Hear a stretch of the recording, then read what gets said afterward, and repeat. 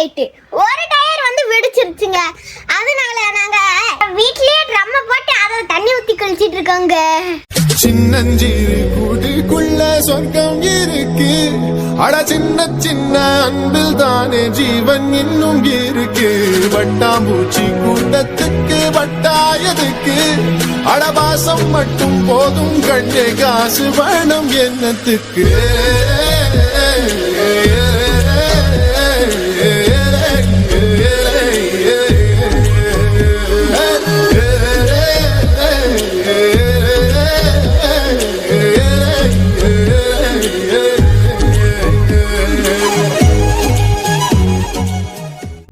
நாங்க குளிச்ச தண்ணியெல்லாம் வேஸ்ட் பண்ண வேண்டாம்னா அங்க மரத்துக்கு ஊத்திட்டு இருக்கோம் ஃப்ரெண்ட்ஸ்.